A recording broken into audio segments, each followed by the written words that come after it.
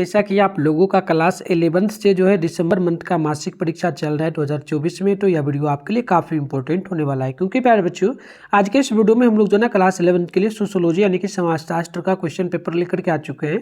बच्चों आपको बता दें 28 जो है ना दिसंबर के दिन आप लोगों का जो होगा सोशियोलॉजी का एग्जाम होगा।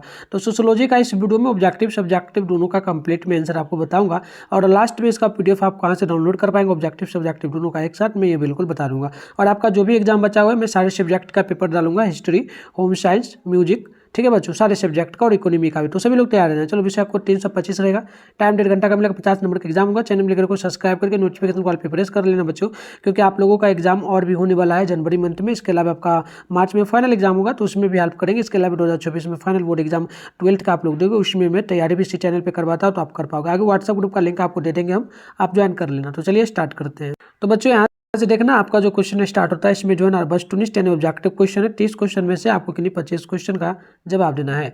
तो चलिए पहला क्वेश्चन आप देख लीजिए। पहला क्वेश्चन है कि लिंग क्या है प्यारे बच्चों। तो आप याद रखिएगा लिंग जो है ये सामाजिक अवधारणा है। पहला का ऑप्शन नंबर जो है ना ये बिल्कुल करेक्ट होगा। दूसरा क्वेश्चन आप देखेंगे बच्चों, तो दूसरा क्वेश्चन आपसे यहाँ पर बोला जा रहा है, दूसरा क्वेश्चन बोला जा रहा है कि महिलाओं एवं पुरुषों के साथ निष्पक्षता की प्रक्रिया को क्या कहेंगे। तो बच्चों आप दूसरा का ऑप्शन नंबर सी याद रखना, लैंगिक पक्षपात, ऑप्शन नंबर दूसरा का सी नंबर करेक्ट होगा। तीसरा क्वेश्चन है मर्दाना शब्द निम्न में से किसे सूचित करता है। तो आप तीसरा का ऑप्शन डी नंबर याद रखना, इनमें से किसी को नहीं, ठीक है ना। ऑप्शन एक सेकेंड, मर्दाना, हाँ तो ये जो है ताकत को जो है ना यौन को और लिंग को जेंडर, ठीक है। तो हाँ ये सूचित करता है आपका जेंडर को, ठीक है। ऑप्शन नंबर ए हो जाएगा लिंग को। चलिए अगला क्वेश्चन यहाँ पर देखिएगा, क्वेश्चन नंबर 4 है यौन का क्या अर्थ है बच्चों। तो आप ध्यान रखिएगा ये हो जाएगा आपका जो ना अनुवांशिक विशेषताएं, ऑप्शन नंबर चौथा का ए करेक्ट होगा। 5वां नंबर क्वेश्चन आप देखेंगे बच्चों, तो बोला गया एक महिला के द्वारा साड़ी पहनना जाना निम्न में से किसका उदाहरण होगा। तो 5वां का डी नंबर हो जाएगा, यानी कि वैवाहिक परिस्थिति का, ऑप्शन नंबर डी होगा बिल्कुल ही परफेक्ट। चलिए बच्चों हम लोग आगे देख लेते हैं।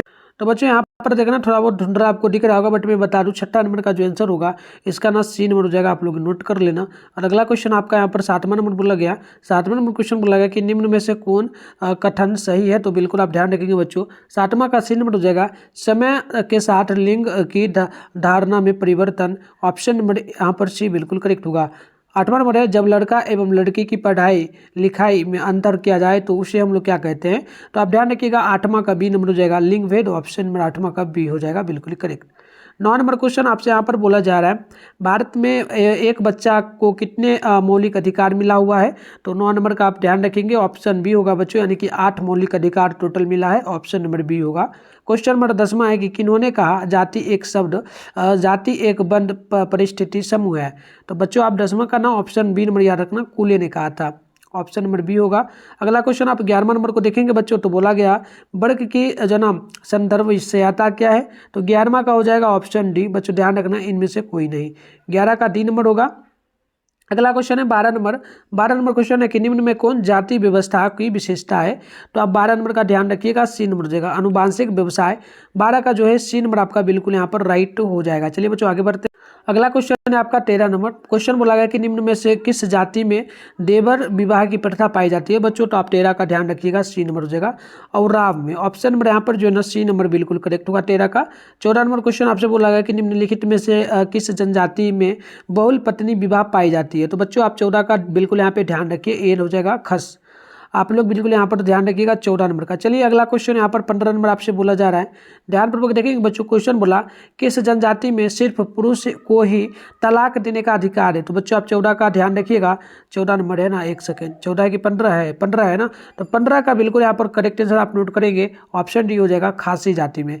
राइट आंसर जो है डी नंबर यहाँ पर बिल्कुल ही करेक्ट होगा। अगला क्वेश्चन आप लोग देखेंगे बच्चों 15 नंबर, तो 16 नंबर तो बोला गया कि निम्नलिखित में कौन भारत के में एक बच्चे को मौलिक अधिकार है। तो बिल्कुल आप यहाँ पे ध्यान रखेंगे 16 का राइट आंसर सी हो जाएगा, सुरक्षा का अधिकार भारत में बच्चों के लिए दिया गया है, ऑप्शन नंबर सी होगा।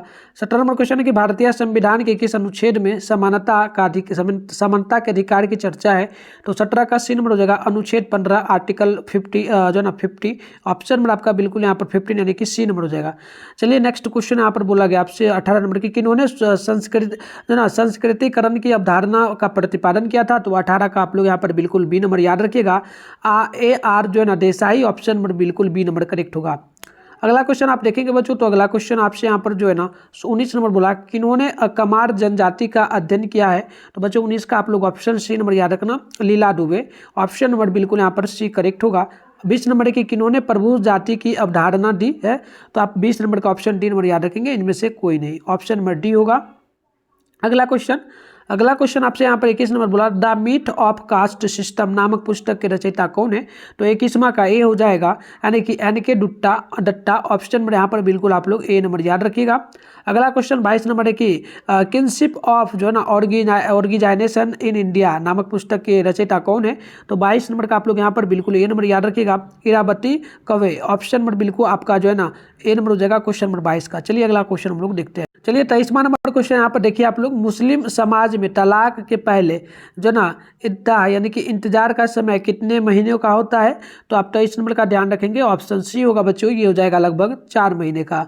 राइट आंसर जो है ऑप्शन में यहाँ पर सी नंबर हो जाएगा बच्चों।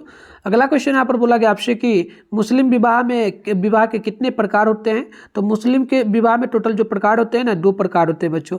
आप लोग ऑप्शन नंबर ए बिल्कुल यहाँ पे याद रखिएगा। अगला क्वेश्चन देखिए आप लोग 25 नंबर आपसे यहाँ पर पूछा जा रहा है। क्वेश्चन बोला गया, विवाह के किस नियम को खस्ती से पालन होता है। तो आप ध्यान रखिएगा 25 का ऑप्शन नंबर सी होगा बच्चों, यानी कि अधिमान्य विवाह। Right answer option number C हो जाएगा। 26 नंबर की नातेदारी के कितने स्वरूप होते हैं। तो आप 26 का ध्यान रखेंगे, ऑप्शन सी होगा, 4 समूह होते हैं। ऑप्शन नंबर सी बिल्कुल करेक्ट होगा। 17 नंबर है कि किस जनजाति में मामा का घर दूसरा स्वर्ग समझा जाता है। तो 27 का ध्यान रखेंगे, डी नंबर हो जाएगा प्यारे बच्चों, ये जो माना जाता है ना औराव जाति में, ठीक है ना। ऑप्शन नंबर बिल्कुल यहाँ पर डी नंबर करेक्ट हो जाएगा। अगला क्वेश्चन आप लोग देखेंगे बच्चों, तो यहाँ पर जो 28 नंबर बोला जा रहा है कि किस वर्ष सामुदायिक विकास योजना प्रारंभ की गई थी। तो 28 का आप लोग ध्यान रखेंगे, ऑप्शन नंबर यहाँ पर बिल्कुल आपका ए होगा, यानी कि 1950 ईस्वी में। ऑप्शन नंबर ए बिल्कुल करेक्ट होगा। 29 नंबर क्वेश्चन है कि किस वर्ष सती प्रथा को समाप्त किया गया। तो बिल्कुल आप 29 का ध्यान रखेंगे, ऑप्शन डी होगा। ये हो जाएगा बच्चों कितना, तो बिल्कुल ध्यान रखिएगा 1930 ईस्वी में सती प्रथा को समाप्त किया गया था।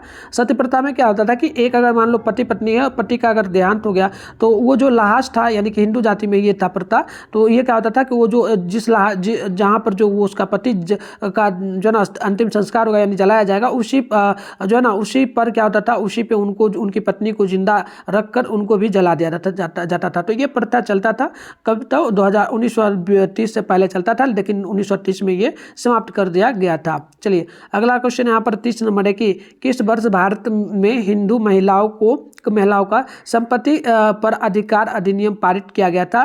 तो बच्चों आप 30वां का बी नंबर याद रखिएगा, 1927 ईस्वी में।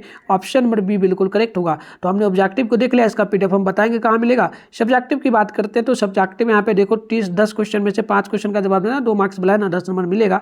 तो यहाँ पर क्वेश्चन देखो, इसका उत्तर मैं आपको बताऊंगा कहाँ से डाउनलोड करना है। तो पहला क्वेश्चन है कि विवाह के 2 उद्देश्यों को लिखे। दूसरा है वही विवाह के 2 प्रकारों को बताए। तीसरा है कि सेवा विवाह क्या है। और चौथा बोला कि नातेदारी क्या है। पांचवा बोला कि द्वितीयक नातेदारी के 2 उदाहरण दे। और छठा बोला कि समेकित बाल विकास योजना के उद्देश्यों का वर्णन करे। और अगला क्वेश्चन 7वां है, मुस्लिम समाज में प्रचलित वैवाहिक निषेध कौन कौन से हैं। अगला क्वेश्चन है 8वां नंबर के औद्योगिकरण से उत्पन्न 4 प्रकार के प्रदूषणों का उल्लेख करें। और 9वां नंबर है नगरीकरण के 2 प्रभावों का उल्लेख करें। और 10वां नंबर की प्रजनन अधिकार क्या है। अगला क्वेश्चन आप देखेंगे दीर्घोत्तरीय क्वेश्चन आपसे यहाँ पर पूछा जा रहा है। इसमें टोटल 5 में से 3 क्वेश्चन का जवाब देना, 5 मार्क्स बोला है, 15 नंबर मिल जाएगा। तो पहला क्वेश्चन बोला जा रहा है कि हिंदू विवाह के स्वरूपों का वर्णन करें। 12 नंबर है संस्कृतिकरण पर एक निबंध लिखे। और 13 नंबर है कि नगरीकरण के परिणामों की चर्चा करें। 14 नंबर है कि भारतीय समाज में लिंग की समानता स्थापित करने के मार्ग में होने वाले बाधाओं का वर्णन करें।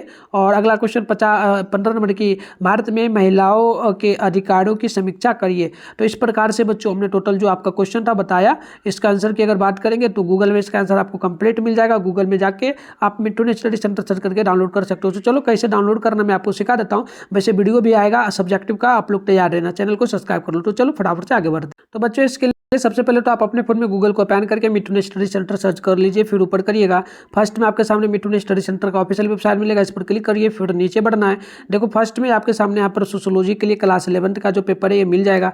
इस पर आप क्लिक करेंगे, इस प्रकार से इंटरफेस ओपन होगा। आराम से स्क्रॉल डाउन करके नीचे बढ़ेंगे बच्चों, तो यहाँ पर आपके सामने व्हाट्सएप ग्रुप, टेलीग्राम ग्रुप का लिंक मिलेगा। तो जरूर आप व्हाट्सएप ग्रुप को ज्वाइन कर लेना। नीचे बढ़ जाना, ये कंप्लीट ऑब्जेक्टिव का आंसर है, यहाँ पर मैं दे दूंगा, अभी नहीं अपडेट किया, कुछ देर बाद आपको दिख जाएगा। सब्जेक्टिव का भी आंसर कुछ देर बाद यहाँ पर आपको कंप्लीट दिखेगा। तो चलो मिलते हैं नेक्स्ट वीडियो में, तब तक के लिए बाय बाय बच्चों।